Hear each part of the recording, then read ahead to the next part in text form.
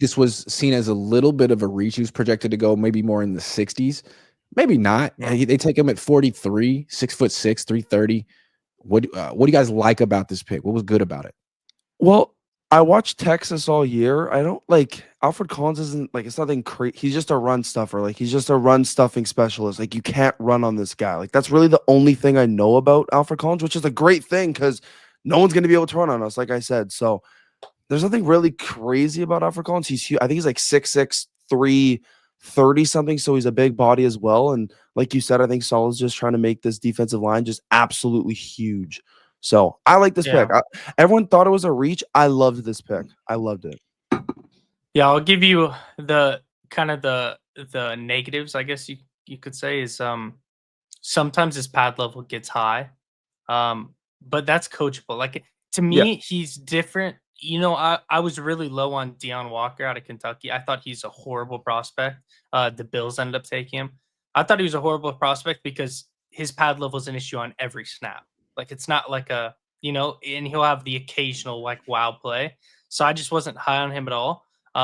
Whereas Collins, you'll see it occasionally. The pad level will get high, but I think he can work on that, and I think he'll get it figured out. So that's kind of the only really negative knock I have on him. The positives is, I mean, like Maj said, he's a great run defender, and I think if he hits his ceiling, like if you watch him and Chris Jones, they're so similar. Like the way they play, how they move, it's really weird. I'm not saying he's going to be Chris Jones. That would be amazing. I'm not saying he's going to be that guy, but I think that is his like ceiling, is like reaching something like a Chris Jones. So if we could get half that, I mean, that guy's going to be a great player. I love this pick. I thought it was kind of unorthodox how they went with him.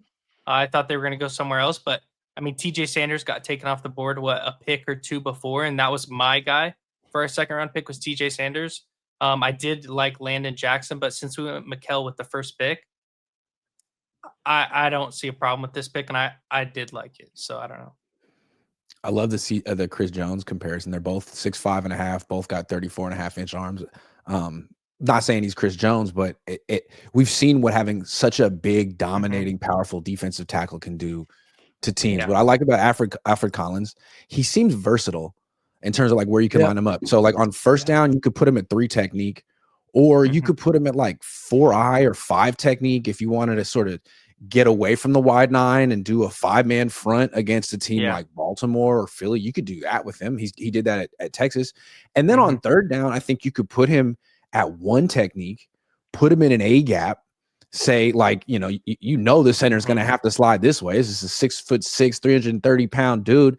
Like put him in the A gap, have him bat down passes and dictate the slide of the center, and then like build your pressures off of that. I think you could do a lot with him. Was he going to have a lot of sacks?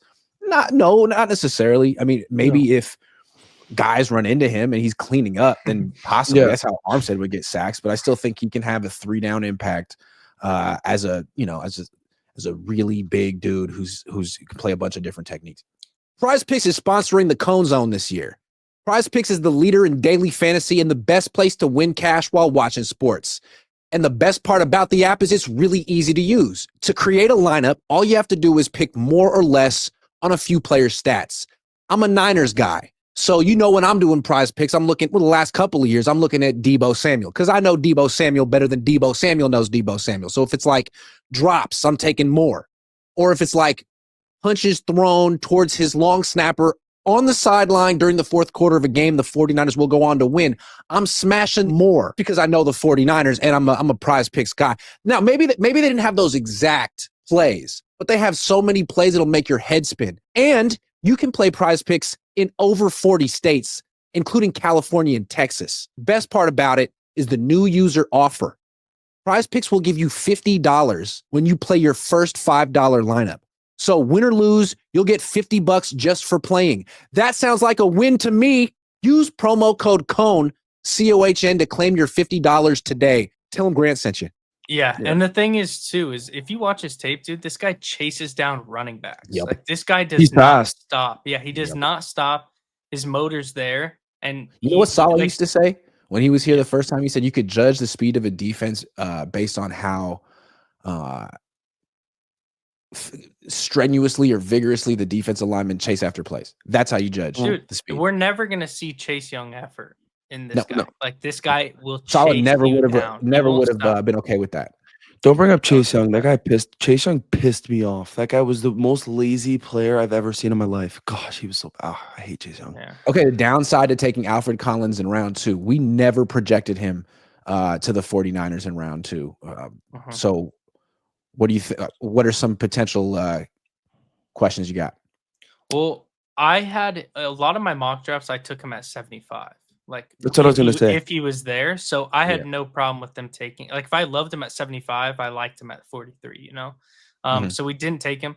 I brought up my only kind of negative with him, and it's the pad level at times. But that's really the only negative I see. I guess his floor is a little lower than guys like TJ Sanders, so to speak. But I mean, this guy's an animal, dude. Like, I don't have any problem with this pick. Yeah, his pass minimal rush is, production. But the thing is like, this is why I'm saying like you can hate on some of the picks based on the player, but when they did it all together with Williams, Collins, West, and who am I leaving out? That's it. And then the speedy linebacker and Nick Martin, which we'll talk about for the next pick. Yeah. I just love how they paired it together because I think all these players are going to fit so well together. That's kind of my biggest takeaway. Yeah, I agree with that. Because Martin needs Collins. He has to have him. He has to have a Collins and a West. Collins type of player. My question with Collins real quick is like, I love the potential. He's got the size and the length, and he seems like he could develop into a good pass rusher, but in college, he just wasn't at all. Like the PFF stats show that his pass rush win rate was lower than West's. It was like 7, and West was like 10, 11. Same with Michael Williams. Like Michael Williams had a really low win rate as well, but like he was playing 4-eye a lot of the time, and he was getting doubled a lot. So the difference between Williams and Collins is, like I said, Williams, they do like a platoon. So you're constantly getting subbed out. You're constantly getting subbed in. Like you definitely get a lower amount of snaps compared to a lot of other college teams, right? Yep. Texas is the complete opposite. Like Texas will play their veterans. They'll play their best guys, and they'll play them like they'll literally ride them all game long. So the only thing I could say to kind of conflict or play devil's advocate to that is, when you're playing every snap, you're probably not going to have the best get off when it comes to pass rush at that size, right? So if he's not playing every snap for us, and because Kasarik subs guys out, it's not like Bosa plays every snap, or like even Armstead, it's not like they were playing every snap. So I think if he gets a break in between, plays, I do think this guy's pass rush is going to be a lot better than what we've seen in college. Yeah, and even if he doesn't give you anything on third down, at least you didn't take him in round 1. There's a lot less pressure on him to be a pass rusher than there is on Michael Williams, or there was on Javon Kinlaw. Like Javon Kinlaw, he didn't end up doing much for the Niners, but even if he was just a run stuffer, that wouldn't have been enough for where they took him. But Collins, it can be.